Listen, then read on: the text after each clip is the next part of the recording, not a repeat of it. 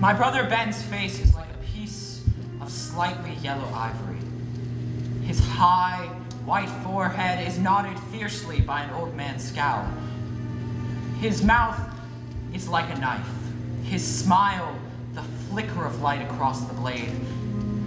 His face is like a knife, and a blade, and a flicker of light. And when he fastens his hard, white fingers and his scowling eyes upon something he wants to fix, he sniffs with sharp and private concentration. Thus women looking feel a well of tenderness for his pointed, bumpy, always scowling face.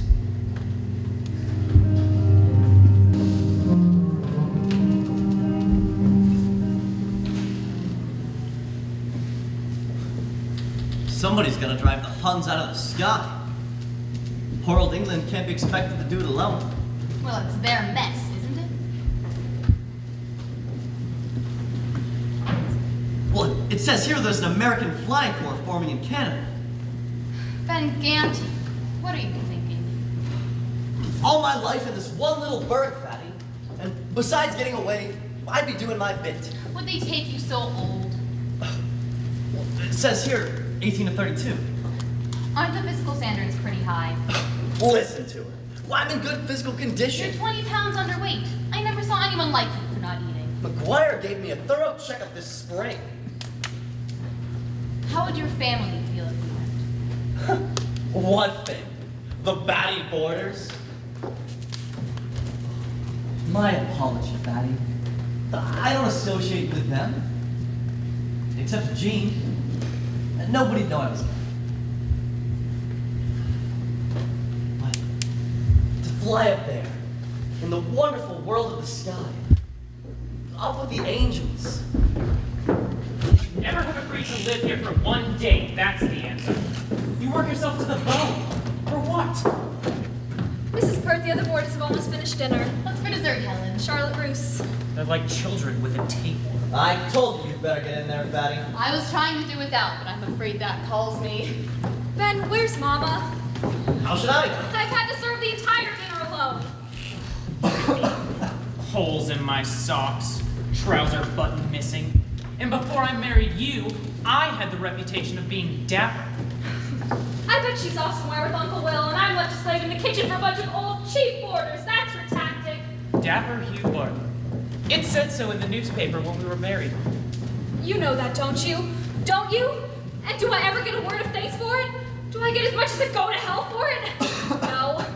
Why, Shaw child, she'll say. I work more than anybody. And most of the time, damn her, she does. Helen! Helen! You come in here and help me. Well, how are the cash registers selling you? Putting the cigar box out of business. Got a good order in Raleigh last week. I already put away $900 toward our own little house. You got that one, Hugh. You and Helen.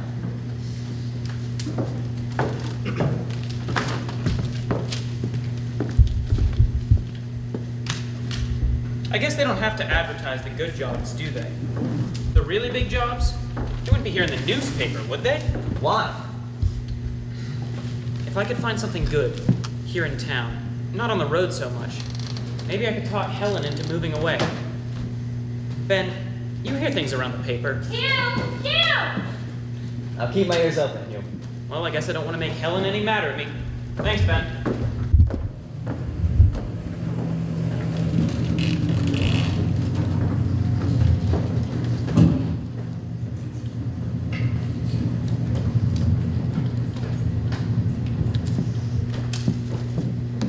I'll vow I never met such a man in my life. With what little we've got, I've had to find tooth and nail. Guess it's like the fella says, there ain't no fool but an old fool. This Gant's been a fool all his life. If I'd been there to keep after him, we wouldn't have a stick to call our own. You have to have an artistic husband. Artistic? Well, I have my opinion about that. Why, will the money that man squanders on liquor alone every year would buy all kinds of downtown property. Say nothing of paying off this place. You've given him every opportunity. I always hated the idea of owning anything. Couldn't bear it. He told me once, because of some bad trade he made when he was a young man up in Pennsylvania. You can bet your bottom dollar if I'd been in the picture then, there'd been no loss. Or the loss had been on the other side. That's a good one. You know us peddlers. Well, I have to get after Mr. Gant right today about the bank offer. You let me know when you've warmed them up enough for me to talk to him. Oh, it'll take a great deal of warming up, I can tell you. You're so blame stubborn about that precious old marble yard, but I'll do it. Give me a jingle when you went to look at the farm property. I'll drive you out there. Thanks, Will. I appreciate it.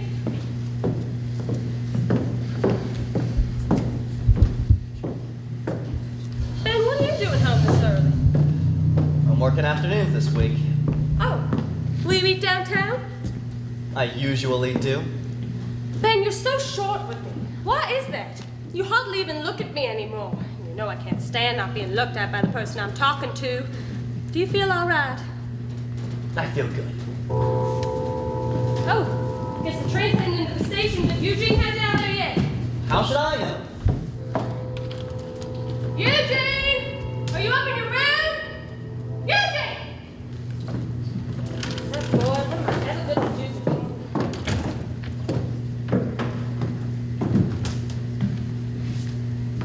Ben, I hope you haven't been lying around here wasting time with that Mrs. Pert again. Listen to her. Well, it's the nicest time I've spent. Well, I'll tell you what, it doesn't look right, Ben. I mean, what must the other boarders think? A woman her age, a drinking woman, married? Why can't you go find someone young and free and pretty to be with? I mean, you're the nicest looking boy I've got. I just don't understand it. Well, if it'll make you happy, Mama, I'll look around. And that's Mr. Clapp's newspaper. You know he's finicky about reading it first. Hold it up before you go. Eugene, where are you sneaking off to? Come over here. Yes, Mama. And the train's just come into the station. You head over to that depot. Today, but I went yesterday. Every day until every room is filled. Now the advertisement cards are on the table. Go. I declare, 17 is an impossible age. I mean, I don't know why he complains. It's not like he's got anything better to do. He spends all his time up there scribbling and dreaming. Well, the other boarding house to send their quarters to the trains. Never you mind, Ben Gant. You used to do it. It's little enough I do for you boys. Have you got the cards? In my pocket. Let me see. Visit Dixieland, Altamont's homeliest boarding house. It should be homeliest. Eugene! What? I hate drumming up trade. It's deceptive and it's begging. Oh, my. Dreamer Eugene Gant. What do you think this world is all about? We are all of us, trying to sell something. Now, you head over to that depot right this minute. And for heaven's sake, boys, spruce up. Shoulders back. And smile. Look pleasant. Look like you are somebody. Gene, what are you walking like that for? Like what? Well, what are you limping for? Oh my God, those are my shoes you got. I threw them out yesterday. They're practically brand new. They're too small for me. They must be killing it. Ben, please. Just because you can afford to throw out brand new shoes. Oh, for God's sake, you asked him to walk straight. How can he? His toes must be like pretzels. They're fine. They're all right. I'll get used to them. My God, it's a damn disgrace. Set him out in the street like a hired man. Gene should be on that for going to college. That's enough of that. Now, I don't want to hear another word about it. Gene will go to college when we can afford it. This year he'll help Papa at the shop. Oh, I thought you were going to warm up Papa so he'll sell the shop. And Gant, that was not intended for your ears. Now, I'd appreciate it if you wouldn't say anything to Mr. Gant until I have. Hurry up now, son. Go get us a customer. Why should Papa sell his shop? Now, but there's no use to worry about my business. You go tend to yours. What business do I have to attend to? Well, get busy. Go help Papa at the shop. I don't want to be a stonecutter. Well, then go back to delivering newspapers or help Uncle Will at his real estate office. But keep the ball rolling, child. Now hurry or you're going to be late. Mama, dinner's practically over. I'm no slave. I'll be right in. What's the matter with him, Ben? What is the matter with that boy? What's the matter with all of you? I certainly don't know. You know, sometimes I get frightened. It seems as if all of you are at the end of something, dissatisfied, and looking for something else. But it just can't be. A house divided against itself cannot stand. I'll vow I don't know what we're all coming to. Hey, Ben, just as some. Maybe you could stay home. He's here. Sure, there's plenty left over. No. Thank you, Mom. A good hot meal. I've got to get over there. Are you sure you're feeling all right? I feel fine. Well, have a good day at the paper, son.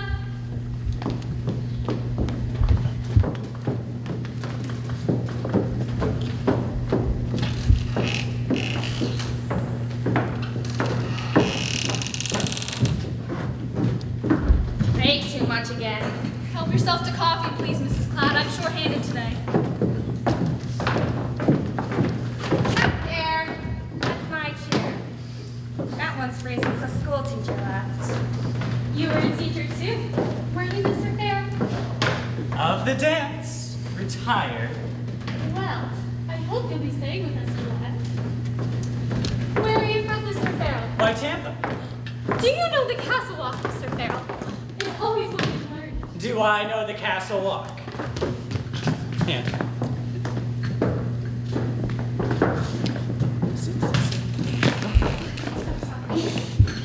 I don't know what Mrs. Camp makes a copy of. There's gonna be an invented that tastes like this. Couldn't you make it for us sometime, Helen? My mother always makes a coffee here. That was a scrumptious dessert, dear. Oh my. Yes, it was good. If only the servings were bigger. I told the best boarding house food is down the street at Mrs. Haskell's. That's right, Mother. That's what I heard. Then move it to Mrs. Haskell's. Ew! I spent one season there, but I like it here better. It's more informal and entertaining. Not lately. It's been over a month since Mrs. Gant had to have Mr. Molasses Edwards and his 2 Dixie Ramblers evicted for not paying the rent. She certainly loves to see the police swim around. Don't you? I like the excitement. Why shouldn't I? Other people's excitement. Don't you ever want the excitement of your own? I do. Good afternoon. Good afternoon. Is the proprietor here? I'll call her.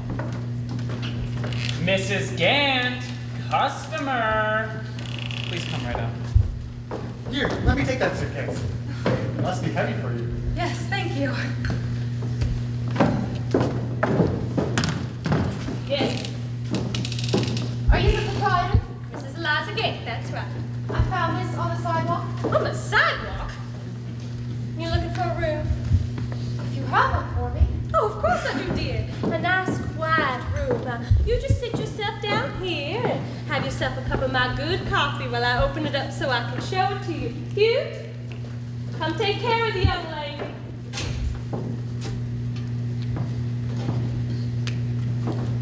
This is Mr. Barton, my son-in-law. How do you do, Mr. Barton? I'm Laura James. Laura? That's a good Scotch name. Are you Scotch? On what side?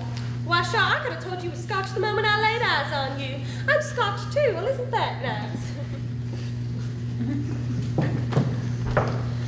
Miss James, Mr. Clatt, his mother, Mrs. Clatt, Miss Mangle, Mr. Farrell, and Miss Brown.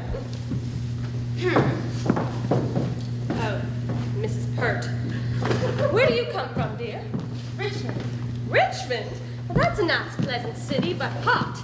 Not like here, cooling and refreshing in these hills. Say, you ought to come to Altamont for a cure, Patty. Well, I'm healthy if that's what you mean, but I've been working hard and I need a rest. What are your rates here, Mrs. Gant? Mama! Suppose I'll show you the room first. Mama! I declare that boy is crawling like a snail or speeding like a fire engine. Can I speak to you for a second? I see you're not limping anymore, that you don't want sympathy. Don't think Papa's been I at Lockman's again. Dr. McGuire's trying to steer him home now. The doctor? Is he sick or is he drunk? He's rip-roaring. He's awful. He kicked Uncle Will again. I don't think I can do this anymore, child. And with a new young lady, too. Eugene, why do you keep bringing him home? Just put him in a state institution or throw him in the gutter for all I care. What'll I do anymore? What'll I do, child? At least it's been a month this time. Mountain Grill, stay away from me! My God, Mr. Gant's on the loose again. Oh dear, what? What is it? The old boy's on the loose again. Would you get inside, all of you, please? But I haven't finished my coffee. You can finish it in the parlor. Just wait until we get him upstairs. And this is the show? Come along, Mr. Farrell. Here's the back door, geezer. Is there any way I can help? I would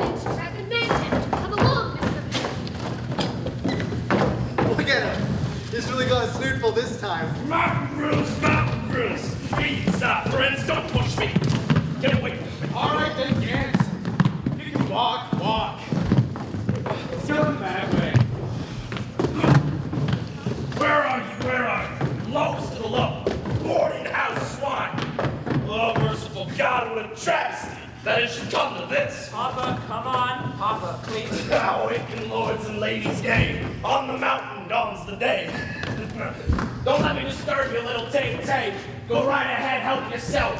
Another helping of mashed potatoes, Mrs. Clapp. Put another tire around your middle foot. Gant, I'd be ashamed. Who speaks? I thought you were sick.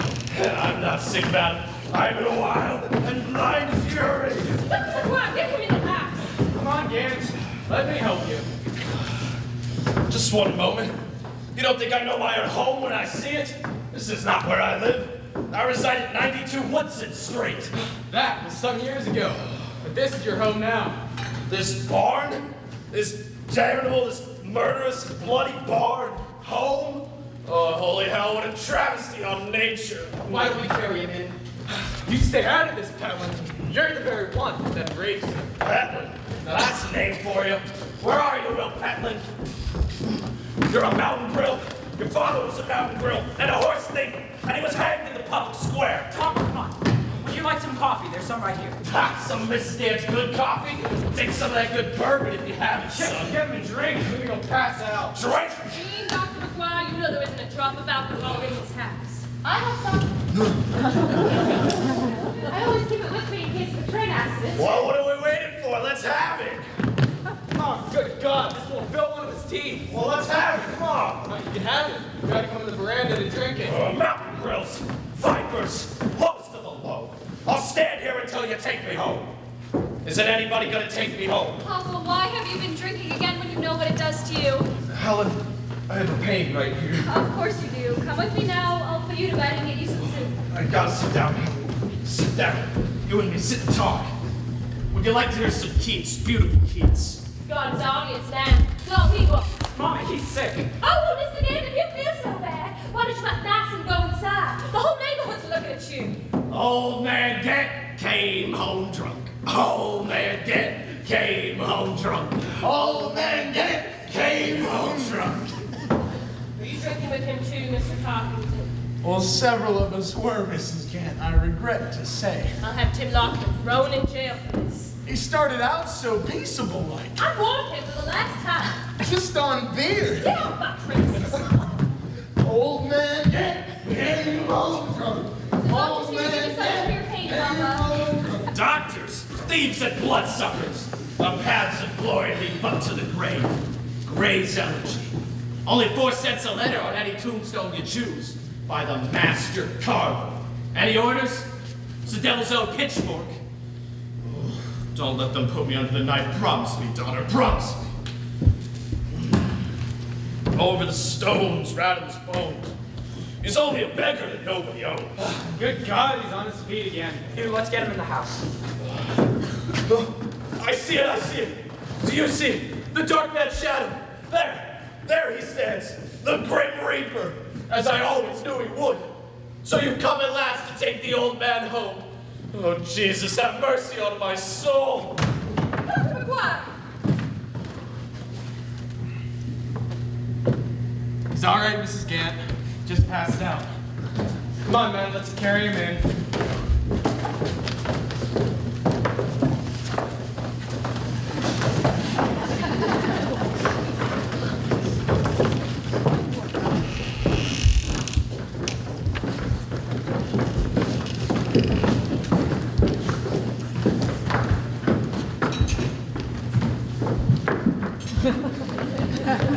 Oh, Mrs. James, I was going to show you the room, wasn't I? Well, I think you really enjoy it here. It's quiet and peaceful. Oh, nobody pays no mind to Mr. Gant. Occurrences like this don't happen every day. Well, how much is it? $15 a week. 3 meals a day. And they use electricity in the back. You want me to show it to you? No, I'm sure it will be fine. That's in advance, then. I always keep my money in ones. It feels like more. 1,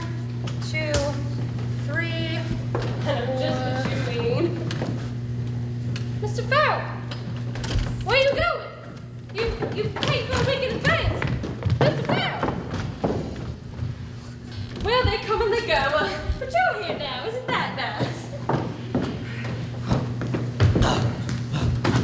7, 9. I heard about father. How is he? Drunk. Dr. McGuire's up there with him right now. Then this is Miss James. Miss James is one of my sons, Ben Gay. Miss James?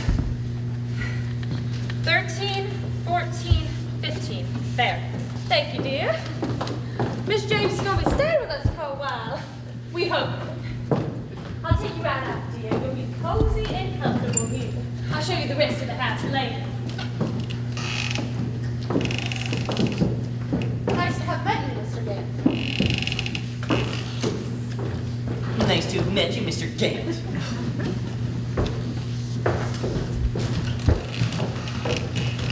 That father of yours, you know, he kicked me.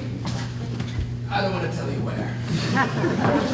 Why don't you look out for him more, Ben? It's up to you boys now, for your mother's sake.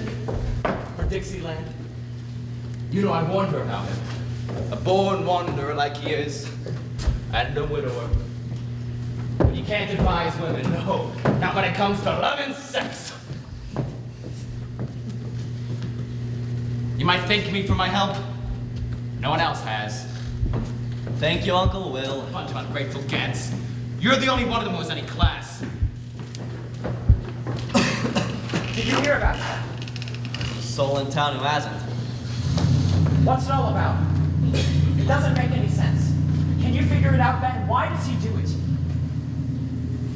How should I know? Is McGuire almost through? Ben, remember when we were younger and we used to walk the paper route together in the morning? We talked a lot then. Listen to him. We are talking. If Father hates it so much, why does he stay? You stupid little fool. It's like being caught in a photograph. Your face is there. And no matter how hard you try, how are you gonna step out of a photograph? Oh, shut up now. Hello, Tom. Your sister, she can't handle that old goat like a lamb. Funny thing though, people like him, he's a good man when sober. Is he all right? He's going to be. Oh, McGuire, can I talk to you a minute about me? If you haven't. Shoot, man. Don't you have somewhere else to be? No. What's the matter, Ben? You got pyorrhea of the toenail or something more private? I'm just tired of pushing daisies around here. I want to push them somewhere else. What's that supposed to mean? Well, I suppose you hear there's a war going on in Europe? I've decided to enlist in Canada. What do you want to do that for? Well, you keep out of this. It's a good question, Ben. Do you want to save the world? This world? Wire, for hell's sake! You'll recommend me, won't you?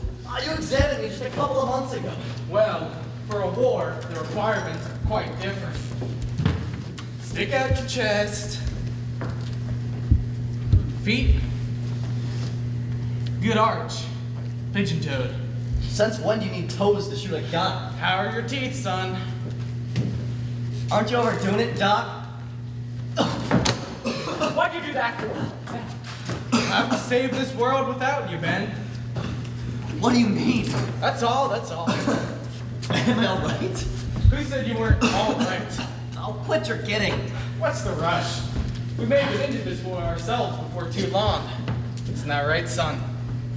I want to know. Am I all right or not? Yes, Ben. You're all right. You're the most all right person I know. You're a little run down is all. You need some meat in those bones. You can't exist with a cup of coffee in one hand and a cigarette in the other. And besides, the Altamont air is good for you. Stick around, Ben. And big breaths. Big breaths. Thanks. Well, as a doctor, you're a fine first baseman. Take it easy. Try not to care too much. He's right, Ben. You should really try to look after yourself more. He just has no spirit about the war. That's all the matter with him. I didn't know you wanted to get away from here so badly.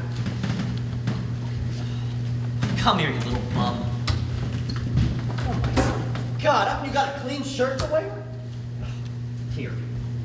Take this and go get that lousy damn haircut off and Well, get yourself some new shoes while you're at it. My God, you look like a lousy tramp. Ben, I can't keep taking your money. Well, what else have you got for? Here. No.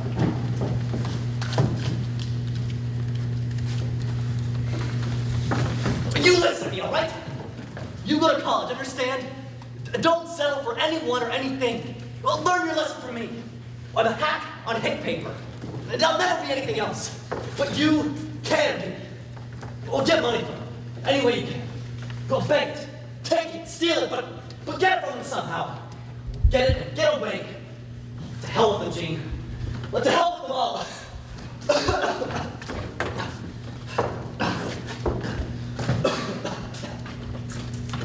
Neither Luke, nor Stevie, nor I made it. But you can, Gene. I let her hold on. Hold on until it was too late. Well, don't let that happen to you. And Gene, please yourself. Don't try to please everyone. Where's she from? I don't know. I don't even know her name. Oh, Miss James. I'll have to announce her arrival in my society. Firm, young lineless spring. Budding, tender, virgin. Like something swift with wings which hovers in a wood among the feathery trees. Suspected, but uncaught. Unseen. Oh, exquisite. Oh, you want to go downtown with me? Well, I'll buy you a cup of mocha. Maybe I ought to stay here, man. With her around? I don't blame you. I myself dream of beautiful women all the time. Ben, if you dream of beautiful women, how is it then? Well, Mrs. Pert? Well, Fatty's a happy woman. There's no pain she feels she has to unload onto someone else. Besides, she's adorable as a duck, don't you think? I guess you're right. I like her myself, sure. Someday you'll figure out what I mean. Oh, but I've got to get to work. Ben, I'm glad they won't take you in Canada. Listen to him. I was crazy to think of going anyway. I've got to bring you up first, don't I?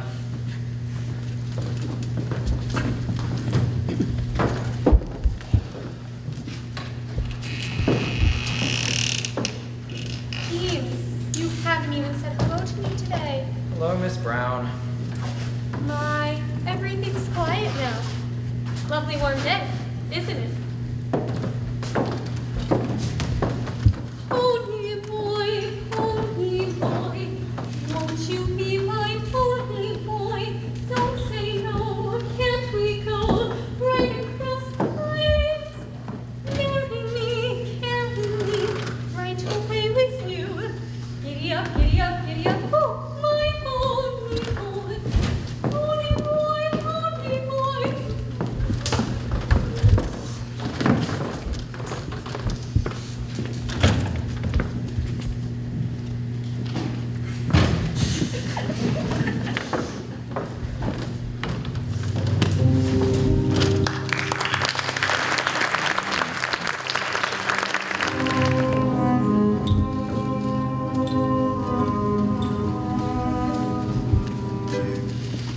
Was a soldier brave and bold. Katie was a maid with hair of gold. And the pancake was at the garden gate, watching all the boys undress parade. Katie, beautiful Katie, you're the only good girl that I adore. And when the moon shines over the cowshed, I'll be waiting at the clicking kitchen door.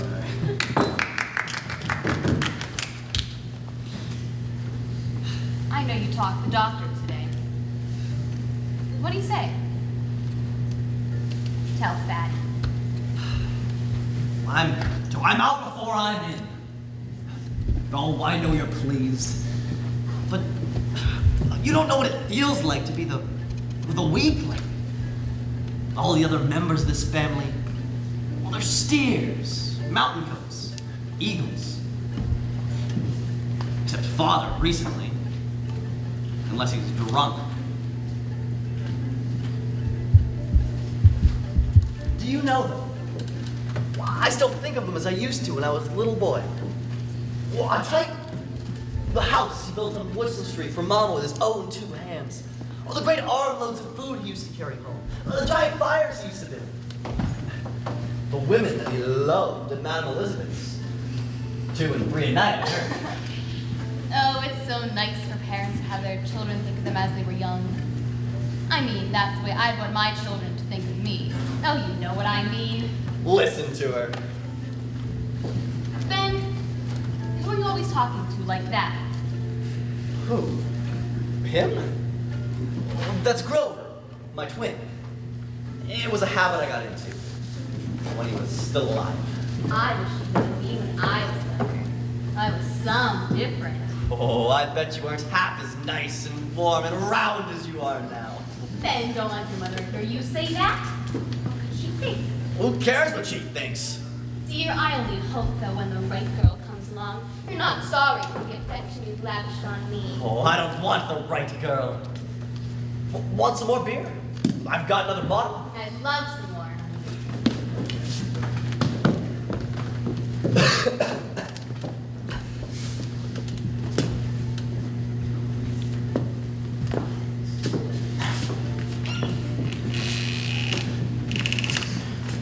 Good evening, Miss James.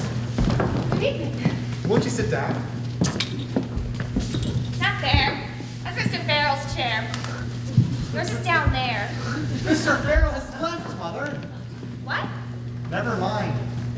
No sense in being formal. Won't you sing with me, Miss James? I do love music, but I've got no talent for it. I love to sing.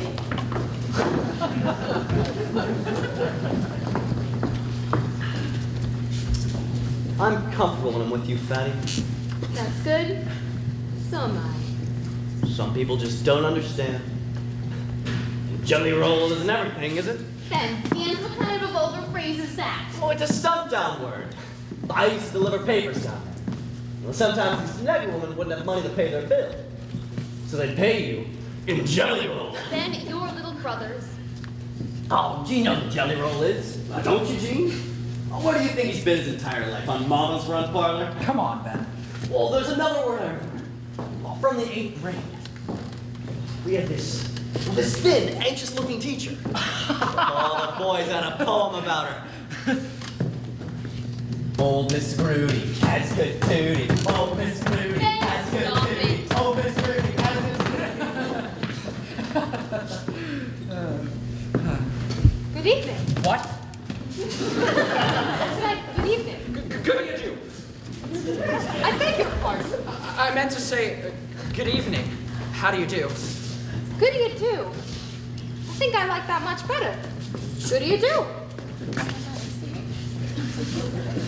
You think that's funny? It's about as funny as most things I do. May I sit down? Please.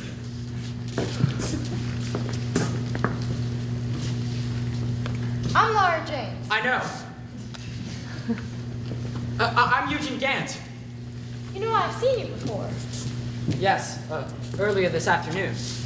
No, I mean before that. I saw you throwing those advertising cards in the gutter. You did?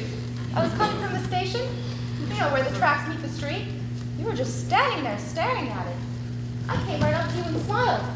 I never got such a snub in my life. You must be crazy about trains. You stood right beside me? Where are you from? Richmond, Virginia. Richmond. That's a big city, isn't it? Yes. How many people? I'd say about 120,000. Do you have pretty parks and boulevards? Oh, yes. Tall, fine buildings with elevators. Yes, it's quite the metropolis. Theaters and stuff like that. Yes, lots of nice shows come to Richmond. Does that interest you? You have a big library. Did you know that it has over 100,000 books in it? I didn't. Oh, well, it does. I read that somewhere. It would take a long time to read 100,000 books, wouldn't it? I imagine it would. I'd figure about 20 years. How many books do they let you take out at once? I'm really not sure. They only let us take out 2 here. That's a shame. Oh, you have some great colleges in Virginia. Did you know that William and Mary is the 2nd oldest college in the country? Is it? What's the oldest? Harvard. Oh, I want to study there. First, Chapel Hill. That's our state university. And then Harvard. And then I want to travel the world and learn all its languages. I love words. Don't you? Yes, I do. Are you laughing at me? Of course not. Ooh, well, you are smiling a lot, though. I'm enjoying myself. I like talking to you. I like talking to you, too. I always talk better with older people. They know so much more. Like me? Yes, you're very interesting. Am I? Yes, you're very interesting. Miss James. Mr. Platt. Platt. Platt. James Platt. It's a lovely evening. Would you like to take a stroll? It feels to me like it's going to rain. Oh, I don't know. It's gonna rain, all right. Oh, I wouldn't be so sure. Perhaps another time, Mr. Platt. Certainly. Good night, Miss James.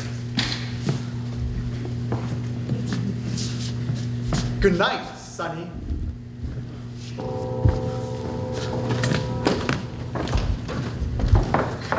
You really love trains, don't you? Mama took us on one to St. Louis, to the fair when I was only 5. Have you ever touched one? What? A locomotive. Have you ever put your hand on one? You can't fully understand things until you touch them. Aren't they rather hot? Even a cold one standing in the station yard. You know what you feel? You feel the shining steel rails from under it, and they send a message right into your hand. A message of all the mountains that locomotive ever passed. All the flowing rivers, the towns, the people, the houses, the wash lines flapping in the cool breeze. The beauty of the people and the way they live and the way they work. A farmer waving to you from his field. A kid from the schoolyard. The faraway places it roars through at night. Places you don't even know, can hardly imagine. Do you believe it? Do you feel the rhythm of a whole life, a whole country, clicking through your hand? I'm not sure we all would. I believe you do. How long do you think? I'm sorry, please. No, you. How long do you plan on staying here, Miss James? My name is Laura. I wish you'd call me that. Laura. That's a pretty name. Do you know what it means? No. I read a book once on the meaning of names. Laura is the laurel, the Greek symbol of victory. Victory? Maybe someday I'll live up to that. What does Eugene mean? Oh, I forget. You forget? It means well born. How old are you? Why? No reason, I'm just curious of people's ages. As am I. How old are you? I'm 21. You? 19. How long do you plan on staying here, Laura? I'm not sure exactly. You're only 21? How old did you think I was? About 21. That's not old at all. I don't feel it is. I was afraid you would think I was too young to be wasting time with like this. I don't think 19 is young at all. It isn't really, is it? Ben, what's your full name? Benjamin Harrison Gabbard. Why? That's funny. I thought it was short for benign. Benign. Listen to her.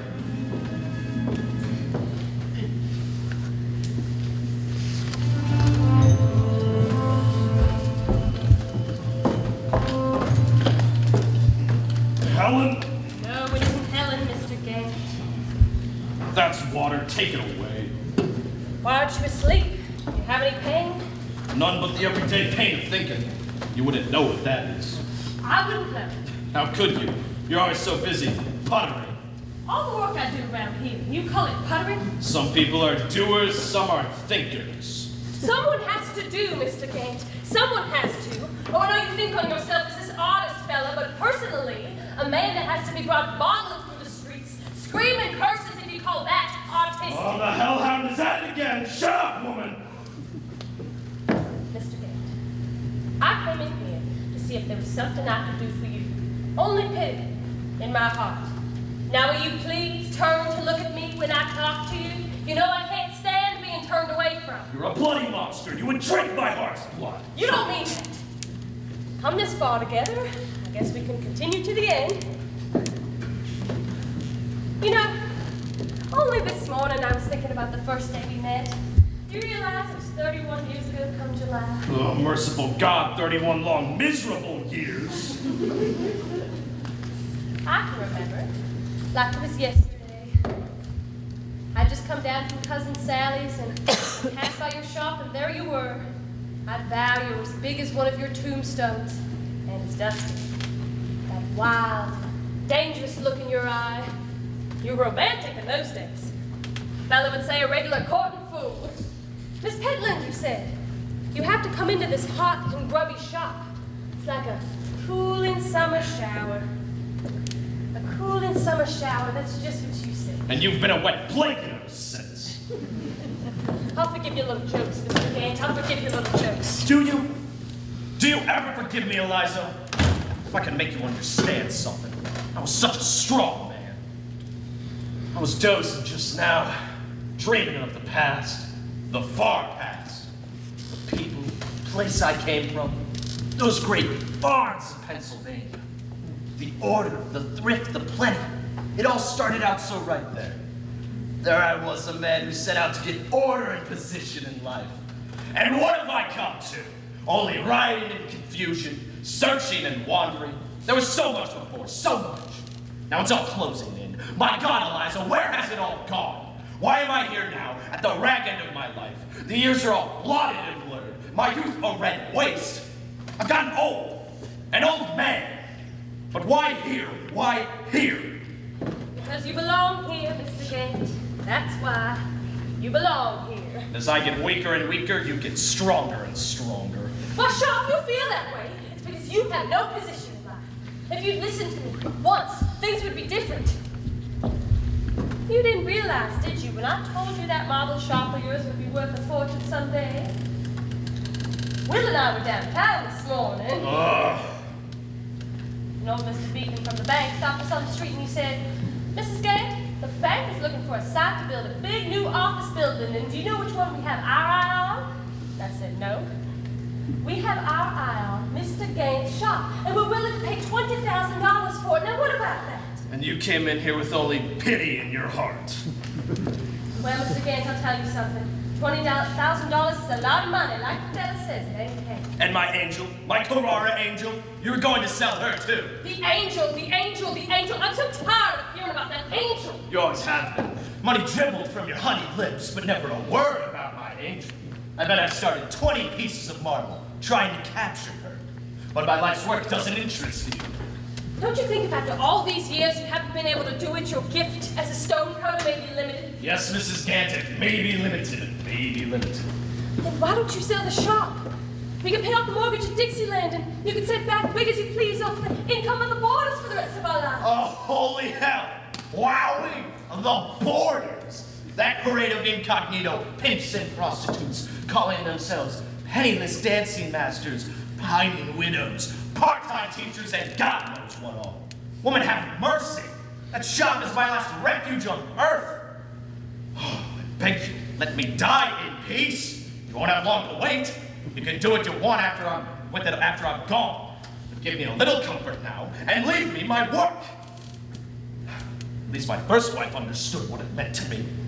Ah, You swore you would never mention her name to me again. Well, Mr. Gant, I guess I never will understand you. I guess that's just the way it is. Good night. Try to get some sleep. reckon it's like the fella says. Some people never get to understand each other. Not in this life. Curse the day I was given life by that bloodthirsty monster of a bum! Oh, Jesus, I beg of you, I know I've been bad. Forgive me. Have mercy and pity upon me. Give me another chance in Jesus' name. Oh!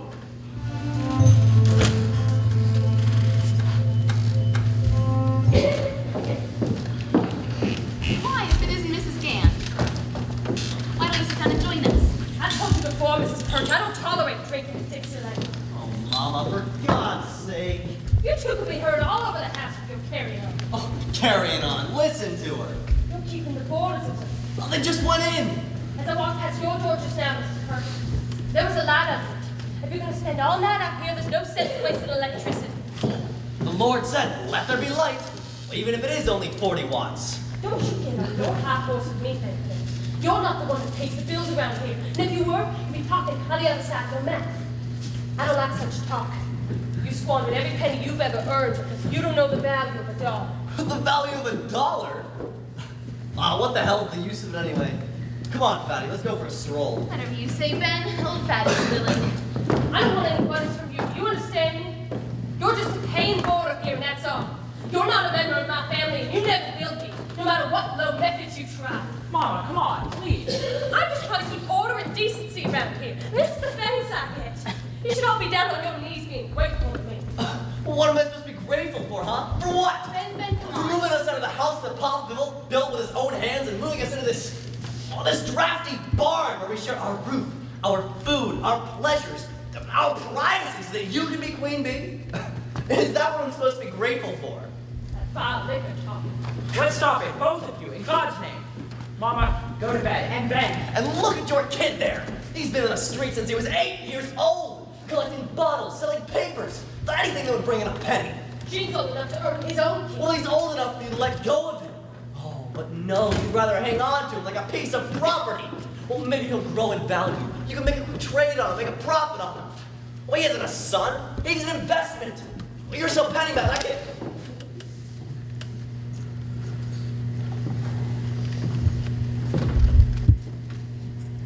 Come on, Patty. Didn't mean it, Mrs. Gant. Ben, wait for Patty. Mama.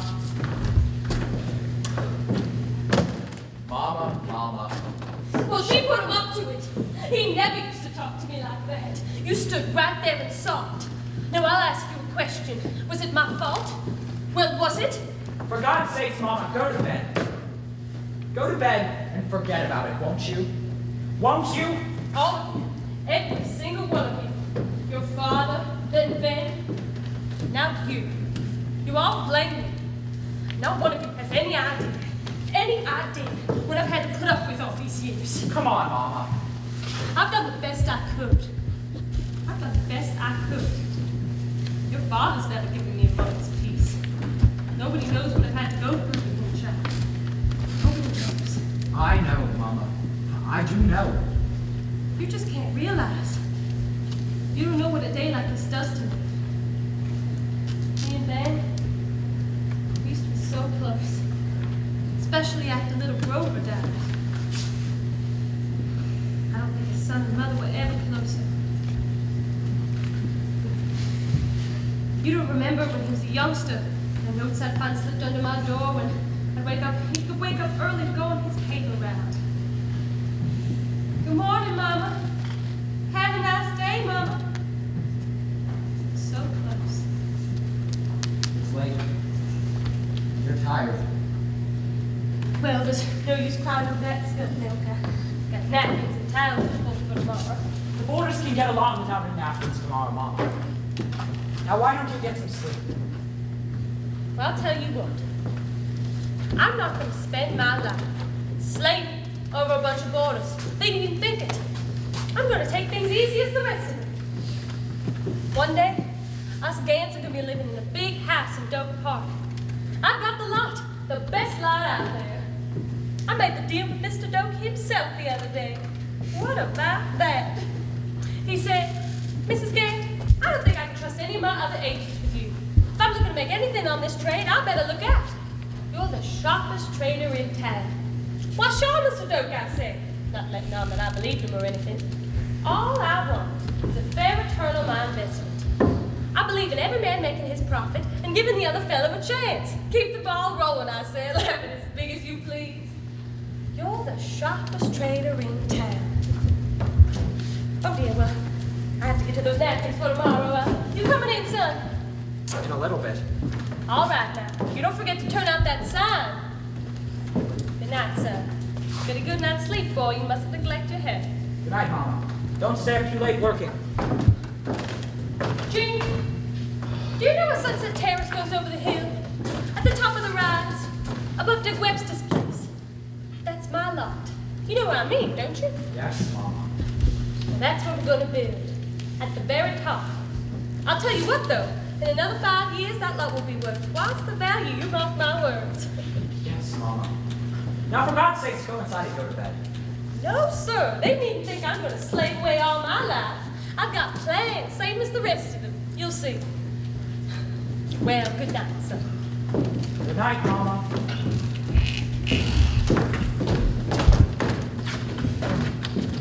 Laura! Laura!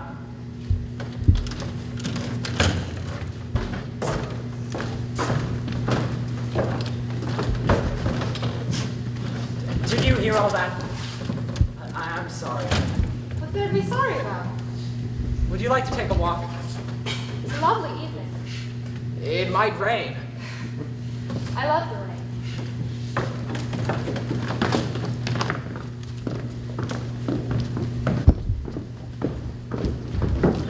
See, look at here. I made a map of it. Sunset Terrace goes.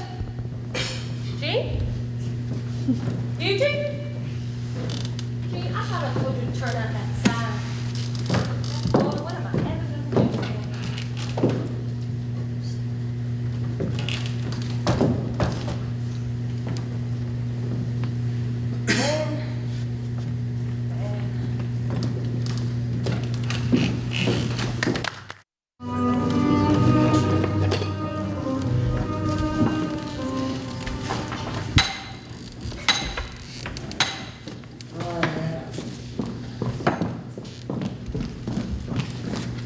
Mr. Gant!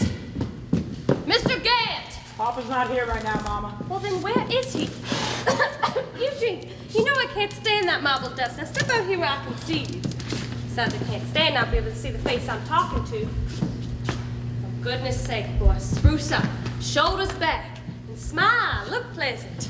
Look like you are somebody. God, I hope your father isn't over you nowhere.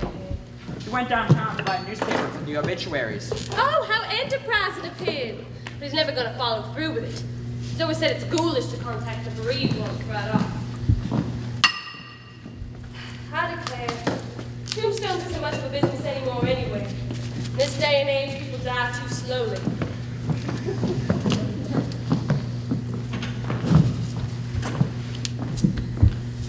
I'll tell you what, this feels good. I wish I had as much time as other folk just to sit outside and enjoy the air. What are you looking at? I don't have a rent, do I? I just noticed you have on your dealing and bargaining costume. Eugene Gant, whatever do you mean by that? Don't I look all right? Heaven knows I was trying to look neatly respectable. Come on, Mama. What? I declare, I might have a better looking outfit than this, but some places it don't pay to advertise it. Gene, you're smart.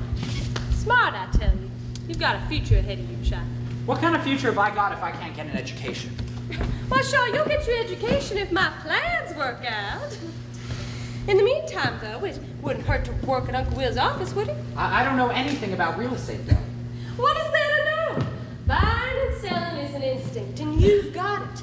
Plus, you've got my eyes for seeing and looking and remembering, and that's all that matters.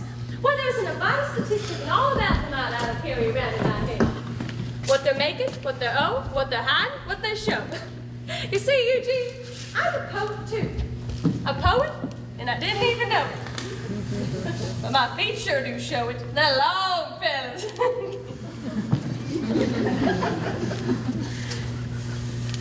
Oh dear, I can't even seem to get a smile out of you this morning. It acted so strange this week. Jean, stand with your shoulders back. If you go humped over, you get lung trouble as sure as you're born. There's one thing about your father. So straight as a rod. Well, he's not so straight anymore. Jean, what in the world are you hopping on one foot and then the other for? Do you have to use the bathroom? Mama, asking me that at my age. Then why are you fidgeting? It's not every day we get a nice chance to chat like this. Papa's paying me 30 cents an hour. Paying you? How did you manage that? I told him I needed the money. For heaven's sake, what for? You have your room and board. Don't you think I need new clothes for a start? Why, Sharp, the rate you're growing, it doesn't pay. Has my baby gone and got himself a girl? What of it? What if it were true? Haven't I as much right as anyone? Why, Shaw, you're too young for girls. Especially that Miss James. She's practically a mature woman compared to you. I don't think you realize how young you are just because you're tall and read a lot of books. Oh, that be your Uncle Will for me. Say, how long does it take your father to buy a newspaper anyway? He said he'd be right back. Is it something important? Well, I've got plans, James, for him and for all of us. Tell him I'll be back. Second thought, don't tell him. I'll just catch him. And I want you to be there, too. Work hard, child.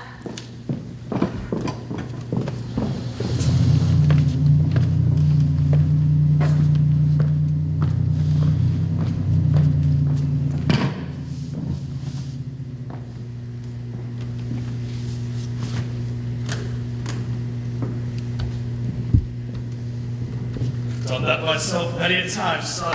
Many a time. Well, what did your mother have to say? Did you see her? I've been sitting over at Lockwood's waiting for her to leave.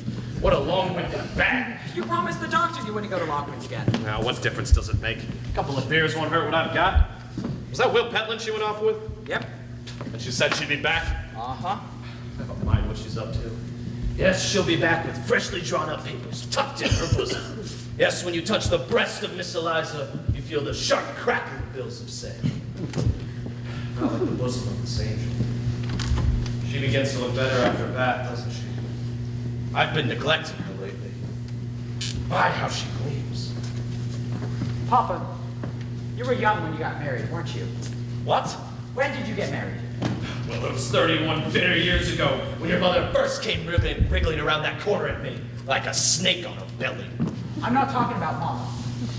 I'm talking about Cynthia. By God, you better not let your mother hear you say that name. I want to know. How old were you? Well, I must have been 28. Ah, Cynthia. Cynthia. You loved her, didn't you? She had a real glowing beauty. Sweet, noble, proud, and yet soft. Soft. She died in her bloom. She was older than you, wasn't she? Yes, 10 years. 10 years, but it didn't make a difference, did it? She was a skinny, mean, tubercular old hag who nearly drove me out of my mind. Then why do you talk about her the way you do? To Mama. Because I'm a bastard, Gene. Because I'm a bastard. Laura. Say, isn't this a pretty little somebody looking for you? Hello, Mr. Gant. Hello. Hello, Eugene. So, this is your shop. This is a real pleasure. It's not often I see smiling people around here. Have you got fed up with our little resort, young lady? I'm really just starting to enjoy it here. What do you find to enjoy about it? The hills are so beautiful. Jean and I have had lots of nice walks. Ah, so it's Gene who makes it pleasant for you, eh? Come on, Papa. You're fond of Gene, aren't you? Well, he's very kind. Gene's a good boy, our best. Well, this shop is very interesting. How did you get into stone cutting, Mr. Gant? Well, I guess you'd call it a passion with some people. When I was a boy about Gene's age, I happened to pass a shop something like this. And this very angel was there. She's Carrara marble from Italy. As I looked at her smiling face, I felt more than anything in the world. I wanted to carve delicately with a chisel. It was as though if I could do that, I could bring something of me out onto a piece of marble. Oh, the reminiscences of the old always bore the young. No, they don't. So I walked into that shop and asked the stone cutter if I could become an apprentice. Well, I worked there for 5 years. When I left, I bought the angel. I've hardly had her out of my sight since. I bet I've started 20 pieces of marble, but I've never been able to capture her. Guess there's no use in trying anymore. Laura, would you like to take a look around? I'm afraid I might be bothering you at your work.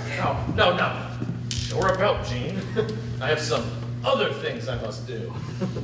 Though some people find looking at tombstones depressing, still we all come to them in the end.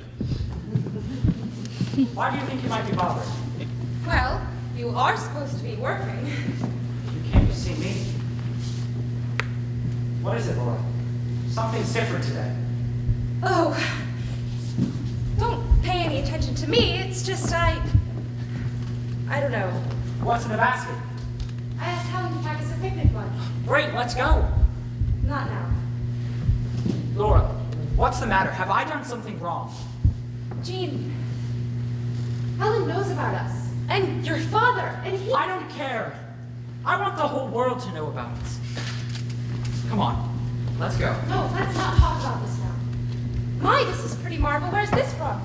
Laura, you don't give a damn where that marble came from. I'm ashamed, Jean. I'm ashamed. Laura, my darling, what is it? What's the matter? Jean, I lied to you. I'm not 21. I'm 23. Is that all?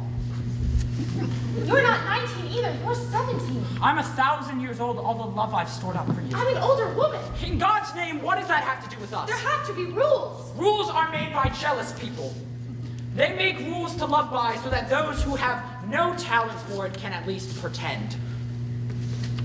We don't need rules. We don't need to pretend. Laura, my sweet, what we have is so beautiful, so rare. How often in life can you find it? No, Jean, you're just a boy. You have a whole world just waiting for you. You are my world. You always will be. Don't let anything destroy us. Don't leave me alone. I've always been alone. It's what you want, my dear. It's what you'll always want. You couldn't stand anything else. You'd get so tired of me. And you'll forget. You'll forget. I'll never forget. I won't live long enough to. Will you forget? How could I? Nothing has changed, has it? Has it? Good morning. Good morning, Madam Elizabeth. Is Mr. Gant here? He's inside. Well, don't let me keep you from what you're doing. Mr. Gant!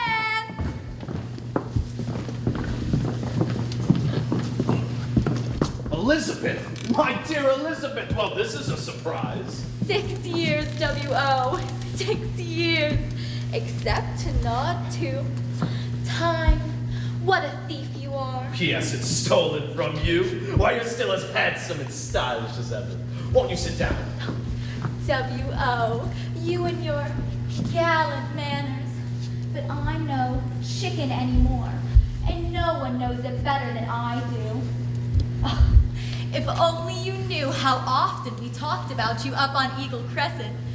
What a man you were. Wild. Bacchus himself. Oh, you remember that old song you used to sing? Life was many songs in those days, Elizabeth. But when you got liquored up enough, don't you remember? Of course, I can't boom it out like you do. Up in that back room, boys. Up in that back room. All those kisses and all those hugs.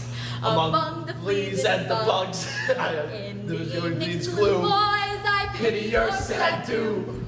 Up in that back room, boys. Up in that back room. Oh, the loss of all that. That's the worst, Elizabeth. Oh, W.O., we do miss you. How are all the girls, Elizabeth? That's what I came to see you about. I lost one of them last night. Oh, I'm sorry to hear that. Sick, only 3 days. I'd have done anything in the world for her. A doctor and 2 trained nurses by her side all the time. Too bad, too bad. Which one was it? Since your time, W.O. We called her Lily.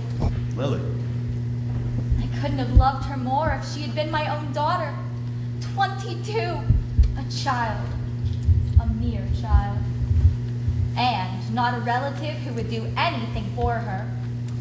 Her mother died when she was 13.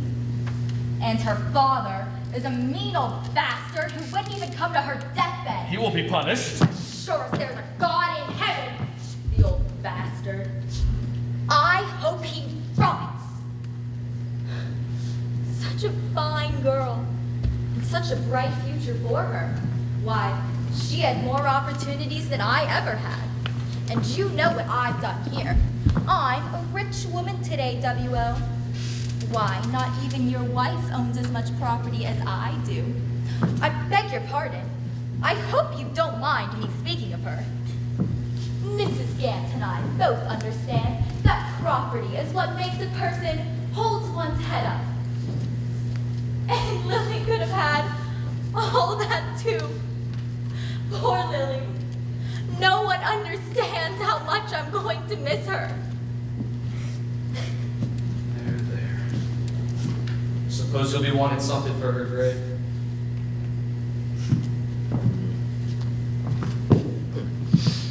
Here's a sweet lamb. Couchant lamb, it's called. Couchant is French for lying down. That should be appropriate. No, I've already made up my mind. I want the angel.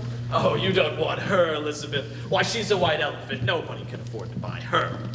I can, and I want her. My dear Elizabeth, I have other fine angels. How about this one, my own carving?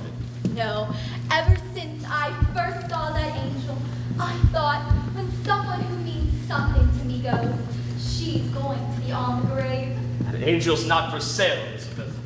Then why should you have her out here?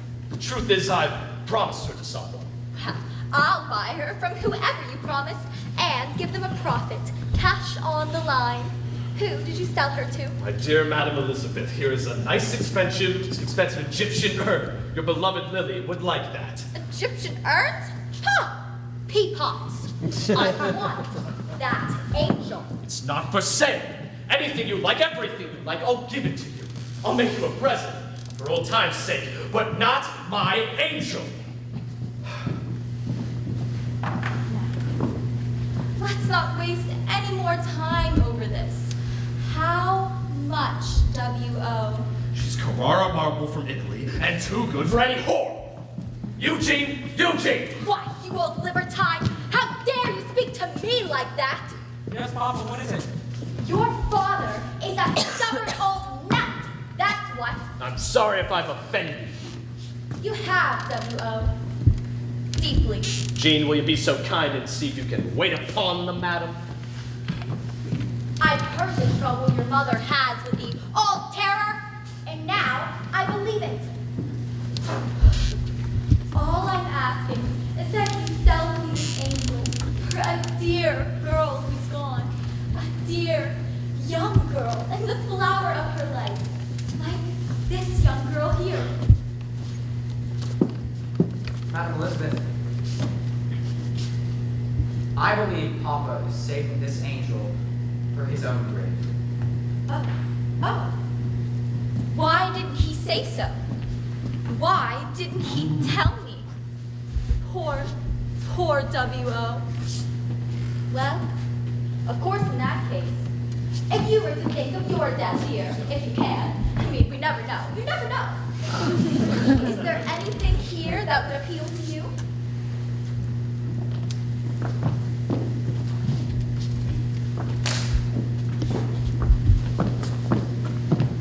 I like the little lamb. Lambs are for children, aren't they? Lambs are for anybody. Put your hand on it. Feel it. It's cool, content, and restless. And you could have a memorial poem engraved upon the base. A poem? Yep. Here's a book of 55 memorial poems. Let's see if we can find one you'll like. Here's one. See if you like this. She went away in beauty's flower before her youth was spent. Ere life and love had lived their hour, God called her and she went. Yet whispers faith upon the wind, no grief to her was given. She left your love and went to find a greater one in heaven. She left your love and went to find a greater one in heaven.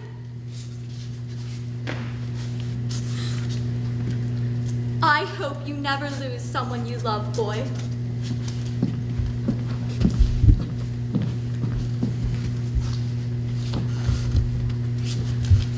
Well, let me know when my little lying down lamb is ready. She seems nice.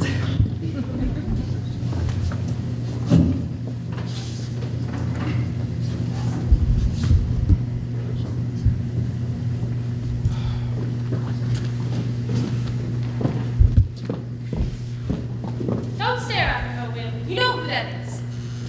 It's that shameless woman here to see your father. A girl died at Eagle Crescent. She bought a monument. Oh, she did. She bought one. Well, your father certainly has to deal with all kinds of people. Will, go and tell Mr. Gant that we're here. Miss James, it's 5 minutes to dinner time in Dixieland. You know my rules about being late. Actually, we're going on a picnic. Not now, we're not. My dear, I'd like to talk to Mr. Gant in private. And Eugene, too. And I've asked Ben to join us. But we made plans, Mama. Son, this is a family conference. Jean, please. I'll meet you at Woodruff's later. Is he in there? He's there. You've got him cornered. Hello, Uncle Will. Hello, Mama. My, you look like you swallowed 50 or 100 acres today. What did you buy? Well, it just so happens that today we're selling. At least I hope we are anyway. What's it all about? Now you just sit here and I may not need you, but I want you to be here. I hope it'll be quick. Good morning, Miss Eliza. My, how elegant. Aren't we burning up a river this morning? I heard you were out here, Miss Eliza. I so seldom have a visit from you. Well, that's most gracious. You may all now sit down, Jean. Will. Now, Mr. Gant. This isn't one of your temperance meetings. A private temperance problem is part of it, yes. Mr. Gant, how old are you? Oh, I've lost track. You'll be 60 years old in December, and if Dr. McGuire were here, he could tell you. Oh, I've heard what Doc McGuire has to tell me. I shouldn't be lifting these marbles. I shouldn't be drinking liquor. I should take a nice, long rest. Well, it saves me a great deal of argument about that. Now, Jean, Yes, Mama? you want to go to college, don't you? Very much. Well, I figure that 4 years at Chapel Hill will cost $3,400 if you wait on table. Otherwise, it will cost $4,400, which is ridiculous because at the moment we don't even have $3,400. For God's sake, get to the point, Miss Eliza. Have you got the papers from the bank? Why, what are you talking about? What papers? Oh, you know what I mean. Fish for him, woman. Go ahead, fish for him. What are you two hyenas laughing at? Oh, as you would say, Miss Eliza, that's a good one. That's a good one. Well, I'm glad to see you're in a good mood. So the bank wants this little lot here? That's what you told me, didn't you? Though I can't for the life of me see why. There's a new business street going through here in a few months. Let me see the check. Well, it's for $20,000, and Will had to guarantee it personally for me to bring it down here. Have you ever seen anything like it in your life? 20,000,000 decimal 00. W.O. Camp. Seems to be in good order, all right. Well, it is, and Will's been all over the deed, and it's all in order too, isn't it, Will? Give me a pen, Will. And I just had it filled.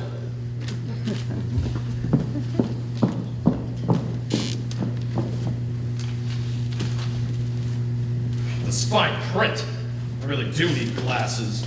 Well, you can trust Will. He's been all over it, Mr. Gate. What about the marble stock and the monuments? Oh, they're not included. Papa, all the years you spent here, all the work you've done, don't give it up. Gene, your father knows just what he's doing. But he's such a fine stone cutter. You think my work is fine, son? Isn't it, Ben? Why, I never said he had to give it up entirely. He could open up another little shop further out of town. But he's too old to transplant now. Besides, This is his street. Everyone knows him here. There's Mr. Janido's shop next door. Woodruff's across the way. All the people and the places Papa knows. And Tim Laughlin's down the block. That's another reason for getting rid of this place. Keep yourself out of Temptation's way, huh, Mr. Gant? Certainly do love it here. Don't give it up, Papa. What are you trying to do to him, Mama? Now looky here, you're a fine stone type. Why haven't I always said so? But it's time you rest. You want to live a long time, don't you? Well, sometimes I'm not sure. Well, you do. And I want you to live a long time. We all want to. People talk on this short but sweet life, but we all want to live. Hey, look at me. I'm 57 years old. I was raised 6 children, born, none of them, and I've worked hard all my life. But I'd like to back up and rest a little myself. And you can too, Mr. Gant. Just sign that little slip of paper right here. I guarantee in a year or so you'll forget all about this dusty, crooked, dingy yard, right, Ben? Ben? Some people have trouble forgetting some things, Mama. Well, sure, I'll see you when he forgets it. I'll have time to look after you, won't I, Mr. Gant? You're right about one thing, Miss Eliza. That I can't dispute. You have worked hard. Don't sign it, Papa. Thank you, Mr. Gant. Now the check. Here's what I'm going to do. I'm going to plan a great, glorious celebration. And we'll ask your brother Luke to come down. The Navy will let him out. And we'll invite Stevie and Daisy and her husband, too. Except if she brings those whining children of hers. Turn it over, Mr. Gant. Sign it on the back. Why do I have to sign it? Endorse it, that's all. W-O-K, like it says on the front of the check. That can wait until I offer it, can it? To clear the check, Mr. Gant. I'm not used to these things. How do you clear it? Sign it. Then I'll deposit it in the Dixieland account and then we'll draw checks on it. We? Yes. You take what you want. I'll take what we need for Jean's college, for Dixieland, and anything else we need. I think I'll wait to cash it until I get to Chapel Hill. The bank has a branch there, doesn't it, Will? Why would you want to cash it at Chapel Hill? This is my check, isn't it? I'm the one who had the foresight to buy this little pie-cornered lot 31 years ago for $400. Money from the estate of Cynthia L. Gant, deceased. I guess I'm entitled to the profit. Mr. Gant, if you're thinking of getting my dandy right. Miss Eliza, I've been wanting to get away from here for a long time. I'm taking Jean with me. I'm gonna put him in that college there at Chapel Hill. Now? Now. And then I'm going to travel.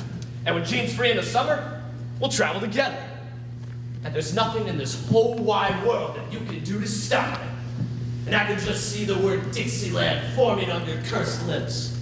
What about Dixieland? Nothing for Dixieland? No, not one damn red cent. You've plenty of property on your own you could sell. If it's rest and comfort you really want, then sell it, woman, sell it. But I think you like it. Because then that makes us feel sorry for you. I do feel sorry for you, too. From the bottom of my heart. Well, Eugene? Papa, I can't go now. Why not? You haven't got any better clothes. So you might as well go as you are. I guess we should say our goodbyes. So long, dear. Carrara and Angel. I'll arrange for us to be together someday. Goodbye, Ben. Tell Helen I'll write to her. You won't get away with this. I will let you. Mama! All right. There's your check. I guess I can't prevent you from going down to the bank and getting another check, but it won't work. Because I'll place an injunction against you. I'll prove you're not responsible to sell this property, or even to own it. I'll get guardianship over you. Everyone knows the times you've been to the cure, the times you've threatened me, the times you've tried to kill me. I'll tell them. You're a madman, Mr. Gant, a madman, and you won't get away with it. I'll fight you tooth and nail, and I'll win. All the things you've said about me are true, Miss Eliza. I've only brought you pain. Why don't you let me go? Because you're my husband, Mr. Gant. That's why. You're my husband. 31 years together, we've gone on, and we must go on. A house divided against itself cannot stand. We must learn to love and understand each other now. We must try. Take her home, will you, Will? Eugene, go over to Lochran's and give me a bottle. You heard me? No, Papa. Are you still paddling along after your mother? Well, leave Gene alone. Want to get sick? Do it yourself. Oh, ungrateful sons! The sad waste of years, the red wound of all our mistakes.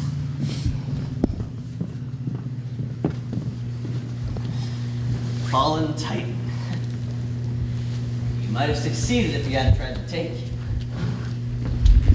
Could still make it, but you won't try again. They loved each other once. They had to have one moment in time where it was perfect. What happened? It frightens me, Ben. How can something so perfect turn into that torture? They're strangers. They don't even know each other. No one ever really comes to know anyone. That's not true. I know you. I know Laura. You stupid little fool. No matter what arms may clasp us, what heart may warm us, what mouth may kiss us, we remain strangers. We can never escape it.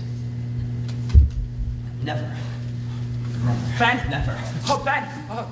You're burning up! Put your arms around me. I'm gonna take you home. Can't. It's all right, I'm just tired. Crazy idiot! Why didn't you tell anyone you were sick? To hell with them, Gene. To hell with them all. Don't give a damn for anyone. No one gives a damn for you. There are good days, and there are bad days. That's all there is. A lot of days. My God, is there no freedom on this earth? Hello? Hello? Dr. McGuire, come quick, it's Ben. Still you smile.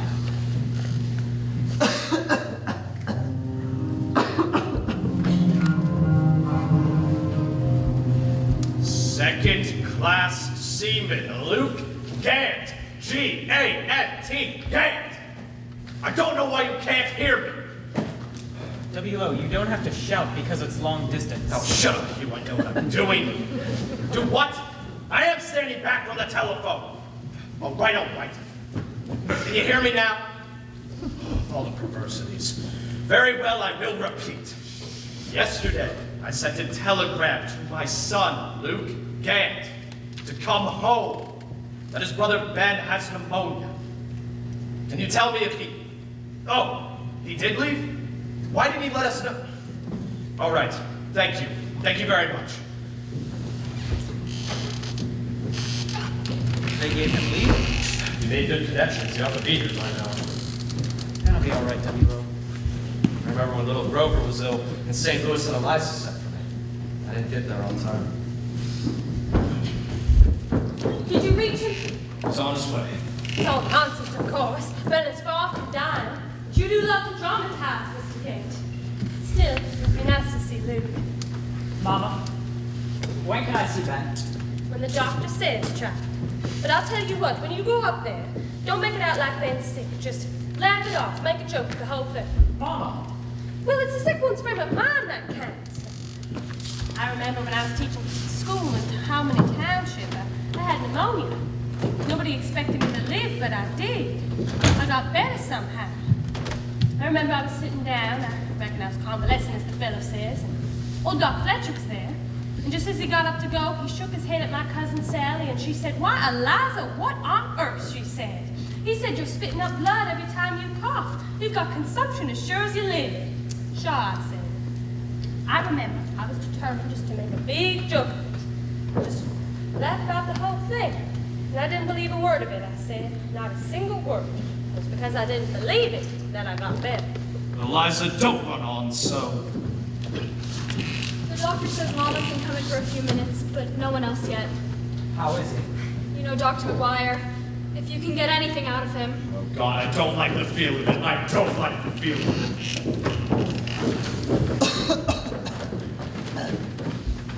McGuire, you don't stop hovering over me. Smothered to death. Both of you in here soaking up oxygen. Leave that door open. Mama's here, Ben. Why, hello there, sir.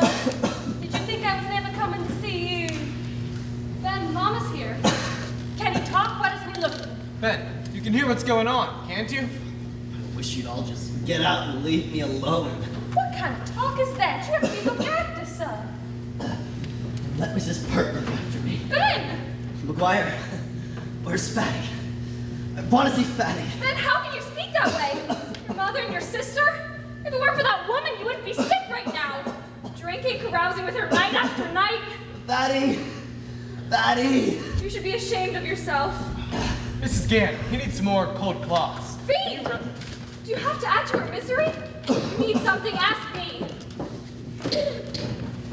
That's all right, Mrs. Pert. Ben wants you here, and that's all I care about. You'll be called if you're needed, Helen. This is the last time you come to this house, Dr. McGuire.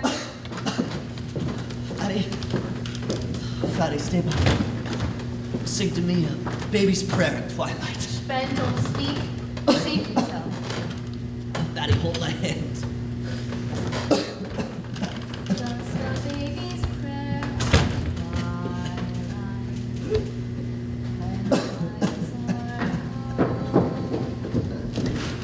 How is he? He couldn't stand to see me worrying about him. That's what it was, you know. Couldn't stand to see me worrying about him. Jesus, it's fearful that this should be put on me, old and sick as I am. You shut your mouth, you damned old man. I spent my life taking care of you. Everything's been done for you, everything. And you'll be here when we're all gone. So don't let us hear about your sickness, you selfish old man. Makes me furious. If any of you are interested, Ben is a little better. That's better. Why didn't you say so before? I could have told you. I could have told you. I had a feeling all along. Yes, I'll be right back. Eugene. Well, we can all relax now. It's both lungs now. I can't see it. Say to it they stick around. I'm going next door to phone for some oxygen. It may ease it a little for him. I won't be long. What about Luke? Luke will be furious when he finds he came all this way for nothing. For nothing. You call Ben getting well for nothing? Oh, you know what I mean, Miss Eliza. I'm gonna go take a little nap. You're gonna go take a little dip. That's what you mean. You can go up and search my room if you don't believe me.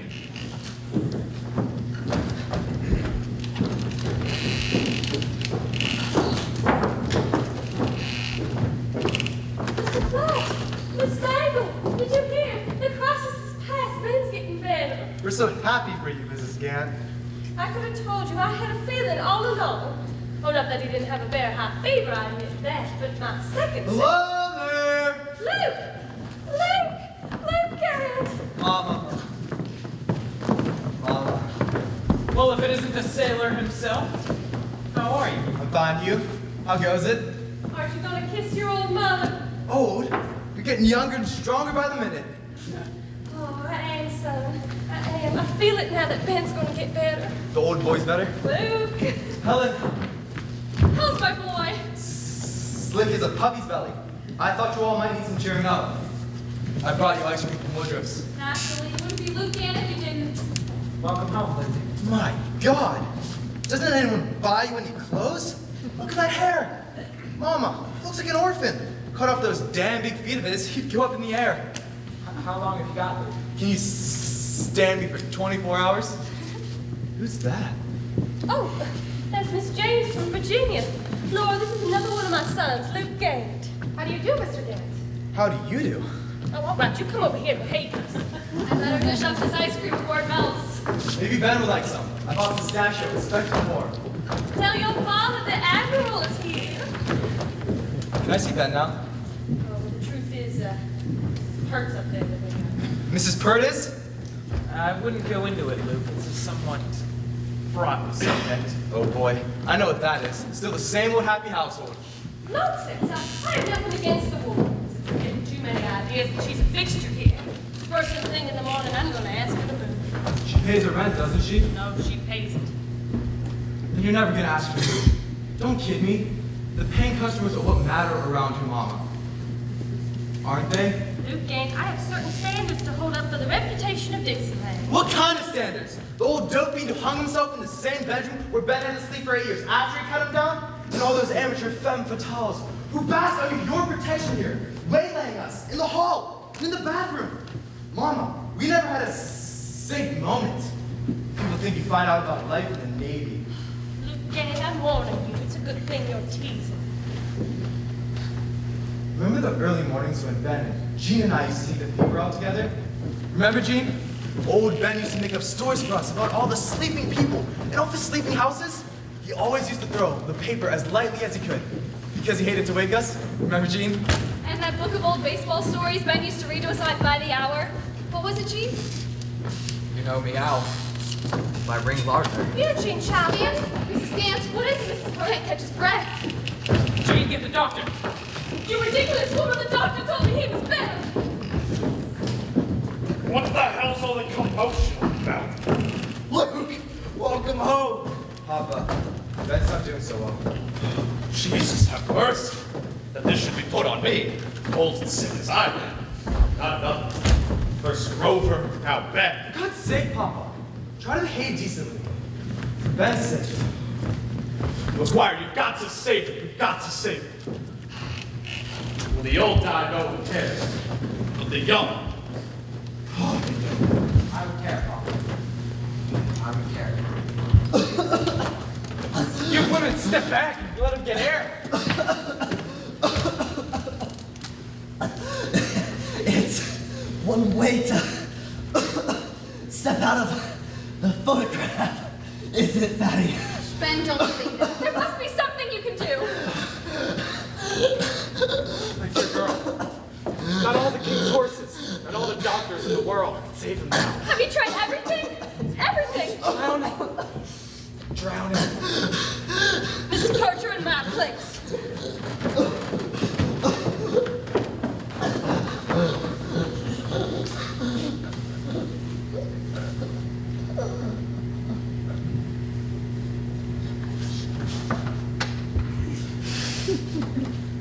It's over.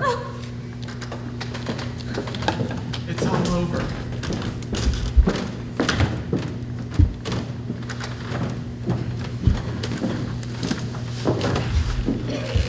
He's gone.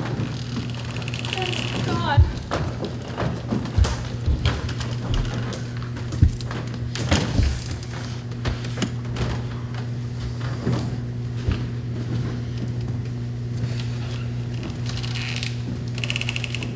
Did he say anything?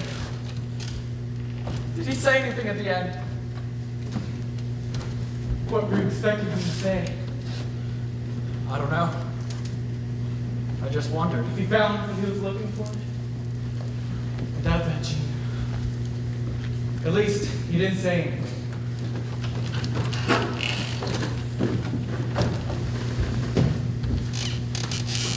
How long have you known Doc? For 2 days, from the beginning. Since I first saw him, 3 in the morning, in the Unita luncheon. Cup of coffee in one hand, a cigarette in the other. Was there nothing to be done? Oh, my dear Gant. We can't turn back the days that have passed. We can't turn back to the hours when our blood was hot, our lungs sound, and our bodies young. We are a flash of fire, a brain, a heart, and a spirit. And we are 3 cents worth of lime and iron that we can't get back. We can believe in the nothingness of life. We can believe in the nothingness of death. And of a life after death. But who can believe in the nothingness of Ben? Come on, Papa. There's nothing more to sit up for. We put you to bed.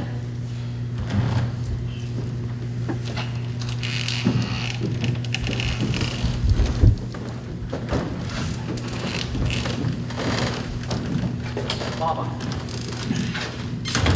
He doesn't turn away from me anymore. Mama. You gotta let go. You gotta let go, Mama.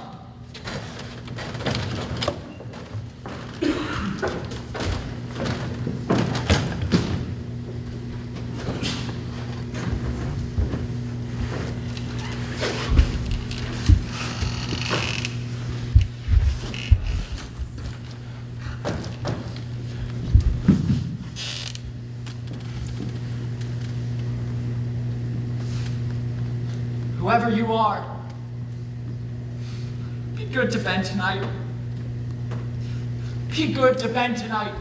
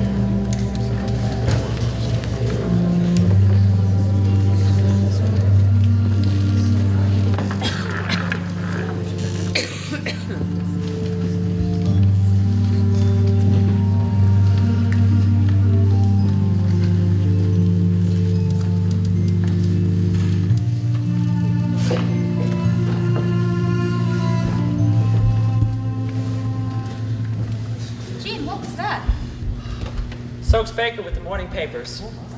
Plop, plop, plop, plop. Oh, how I used to love that sound. Every time the heavy bag getting lighter. I'll always feel sorry for people who have to carry things. It's getting light. It's nearly dawn. Oh, Mama gets up so early. Did you know that every morning before she wakes up, she visits Ben's grave? Don't go yet. Do you think I want to on your last morning here? Jean. Jean. Oh, Laura, I love you so. When I'm with you like this, it's so natural. Are all men like me? Tell me. I told you I've never known anyone like you. But you have known men. It would be strange if you hadn't. A woman so loving, so beautiful. You make me feel like I only used to dream of feeling. I've hardly had to daydream in weeks except about us. What did you used to dream about? I always wanted to be the winner, the general, the spearhead of victory. And then following that, I wanted to be loved. Victory and love, unbeaten and beloved. I am that now truly. Laura, will you marry me? Darling. You knew I was going to ask you, didn't you? You knew I couldn't let you go even for a day. Yes, I knew. You're happy with me. You know I make you happy. And I'm so complete with you. You know that $300 Ben left me. He would want me to use it for us. I'll go with you to Richmond today. I'll meet your parents so they don't think I'm an irresponsible fool who's stolen you. That may be a little hard to prove. But there is a job I can get. Would you mind living in Altamont? I don't care where we live. Just keep holding me. I'm gonna have to tell Mama first. Let's not worry about that now. Tell me about us. All the treasures the world has in store for us. We'll see and know them all. There won't be a state in this country we won't know. The great names of Arizona, Texas, Colorado, California. We'll ride the freights to get there if we have to. And we'll go to Europe and beyond. The cool green land of Shakespeare. The gloomy forests of Gaul. The great Assyrian plains where Alexander feasted. The crumbling walls of Babylon. The palaces of the kings of Egypt. The towering white crags of Switzerland. My God, Laura. There might not be time enough for it all. There will be time enough, my darling. If the Richmond train leaves at noon, I have to get packed. You do love trains, don't you? I love only you. Will you have confidence in me, the unbeaten and beloved? I will have confidence in you, my darling. I'll never have to sneak out of this room again. Jean! I will love you. Always.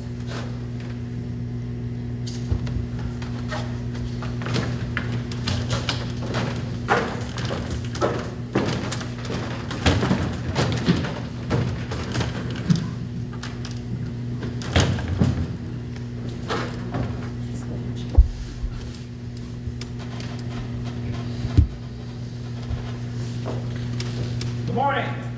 3-2, please. Good morning, Uncle Will. It's Eugene. Yes, I know it's early. Well, you know that job you offered me last week? I decided to take it.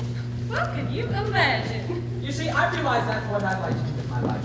At least for a while, anyway. That's fine. That's fine. Oh, well, you see, I'm getting married. Married? Yes, to Miss James. We're going to Richmond to see her parents. Noon train. Oh, thanks, Uncle Will. Thanks a lot. Eugene? Well, with your second sense, I thought you would have guessed it by now. Why didn't I know? Why didn't I see? I'm sorry, Mama. We couldn't wait any longer. Jean, don't make this mistake. She's so much older than you. Don't throw yourself away for her. Nothing you can say will change my mind. And my plans for you? What are my plans for you? What of your plans, Mama? I have my own life to live. But you don't know. Jean, you know that stumptown property of mine? I sold it just yesterday so that you could go to Chapel Hill. You've always wanted an education, and you can have it now, son. You can have it. It's too late. It's too late. Well, no, it's never too late for anything.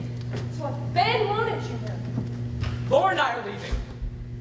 I have to get packed. Jean!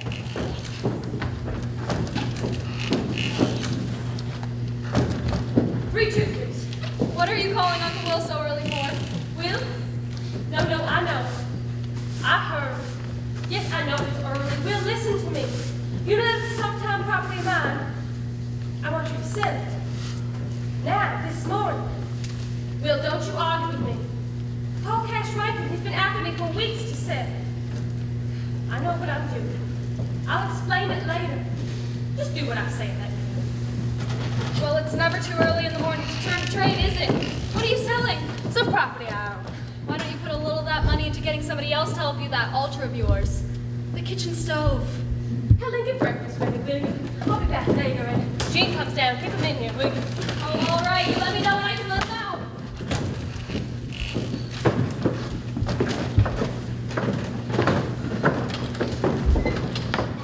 Mrs. Gant, I've been expecting you. I should think you would. Mrs. Gant, before you say anything, How bad? I never thought such a mature woman, in a time of trouble like this, would take advantage of a child, a mere child. Mrs. Gant, if you would just listen to me. I'll listen to nothing. You take your things and get out of this house. Mrs. I Gant, should have known the moment I laid eyes on you. Well, I'm looking for a room, Mrs. Gage, while butter wouldn't melt in your mouth. I'm not marrying Eugene. I wish with all my heart I could. You can't lie out of it. Jean just told me. I'm engaged to be married to a man in Richmond. What kind of wicked game have you played with my child? Mrs. Gant, this isn't easy. I should have told Jean long ago. But I didn't. A girl about to get married finds herself facing a lot of responsibilities. I've never been good with responsibilities. Jean knows how I am. How I like to take walks in the woods and how I like to listen to music and I like to dream. I know I'm older than Eugene, but in a lot of ways I'm younger. The thought of marriage frightened me. I told my fiance I needed time to think things over. I fell in love with Eugene. I experienced the kind of romance that I'd never known before. But I also found that it's not the answer. Eugene is a wonderful boy, Mrs. Gant. He needs to go to college. He needs to have room to expand and grow. To find who he is, he can't be tied down at this point in his life. And I know now that I need a family. I need a home. I need children. I need a husband. In this world, there are rules. Very good rules for people like me about marriage and happiness, and I've broken too many of them already. I telephoned Philip last night. He's meeting me on the early train at the depot. We're going off to Charleston together, and we'll be married there. He loves me, and I will love him too after a while. I wrote this letter for Eugene. I couldn't just tell him.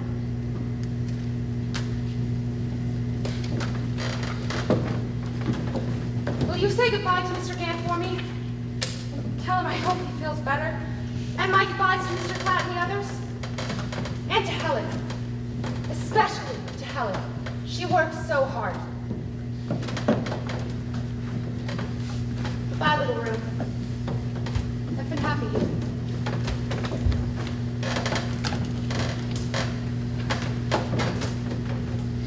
Someday you're going to let him go too, Mrs. Gant. Bye. Laura! Jane! Laura! Jane, Eugene! Laura! Wait! Wait! She wrote you this. Please.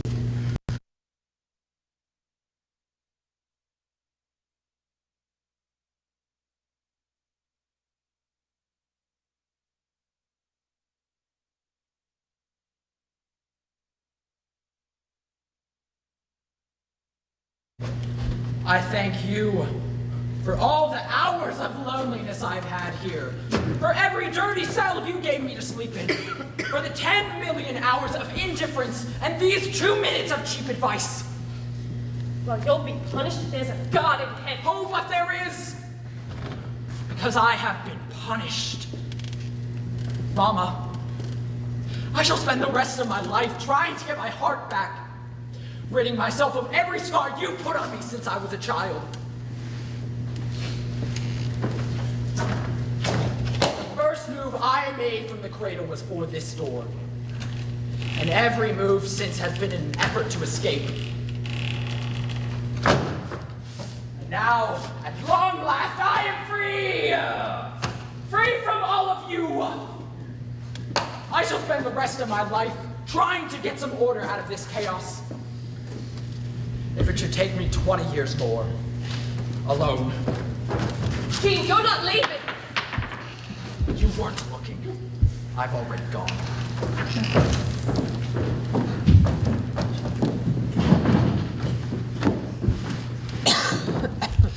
How do you suppose I could get some breakfast? Well, do you mind if I make a fire in the fireplace? If I can't get any food to keep me alive, I can get a little warmth out of this drafty barn. Someday I'm gonna burn down this old house. Just pile in all the logs that old cradle hold, and all the furniture, and all the wood-headed people around here, and some kerosene, till this old barn takes off like a giant cinder blazing through the sky. That'll show them all 15 miserable rooms burning, blistering. I just wish you would, Mr. Gant. I just wish you would. You think I'm joking? No, I don't. If I just get drunk enough, I will. Serves it right. Miserable, unholy house. Why, Miss Eliza? I'll do it myself. I'll tear you down, house. I'll tear you to pieces. Come on, Mrs. Dan. Eliza Gant, have you gone mad? Damn barn, travesty of nature. Damn God! You out here! Come on, what are they doing? We're tearing you. Black Bagel Brown. Come out of there, you rats, all of you. Come out, wherever you are. Come out, wherever you are!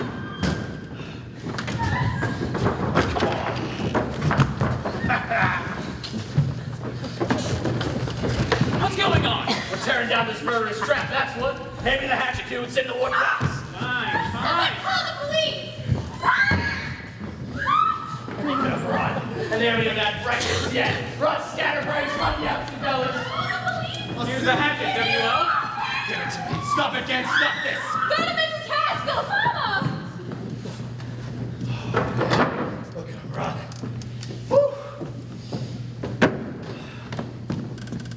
Miss Eliza, what a woman you are. Kate, what have you done? What have you done? What have I? Merciful God, woman. I don't know what got into you, Papa. What got into me? Didn't she just stand there herself and... Go get the quarters. Tell him he was drunk. Tell him anything, but go get them. Never seen such an exhibition. We'll go with him. They'll listen to you. Just tell him anything. You help me clean up this mess. Let them go, Miss Eliza. You gotta let the boarders go. I just don't know what came over me. Merciful God. Where are you going? I'm going to Chapel Hill for college. You are?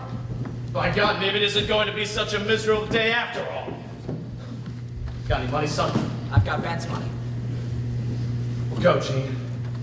Go for the both of us. Keep right on going. Goodbye, Papa. Bye, Gene. You're gonna bust loose, boy. You're gonna bust loose all over this dreary planet.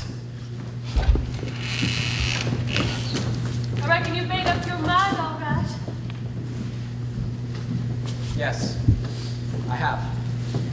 Well, I'll deposit the money in check and he'll bank for you. It's awfully funny, though, that you just can't stay a day or two more with Ben gone and all. But that's all right. I know your mind's made up, and I'm not complaining. Seems all the use you've ever had for me is to cook and sew. Mama, don't think you can work on my feelings at this last minute. Hardly seen you all summer long. Well, when you get up there, you're going to want to look up your Uncle Emerson and Aunt Lucy. Your Aunt Lucy took a great liking to you when she was down here, and in a strange town, it's awfully good to have someone you know. And when you see your Uncle Emerson, you just might want to tell him not to be surprised to see me any time now. I reckon I can pick right up and light out the same as the next fellow when I get ready. I'm not going to spend my life slaving over a bunch of boys. Don't pay. I called Cash Rankin the other day. He said, "Why, Eliza, if I had your head for figures, I'd be a rich man, and here's what I'm going to do. If we start building our house now, we could be in there by spring. I've been thinking about it a lot lately. I hate to see you go, son. Bye, Mom. Try to be happy, child. Try to be a little more happy."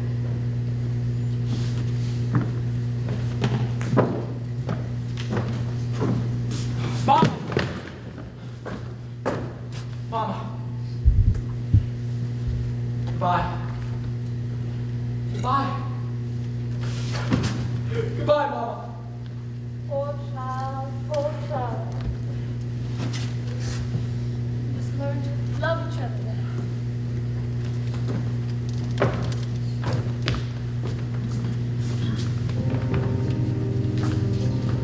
And for heaven's sake, boy, spruce up.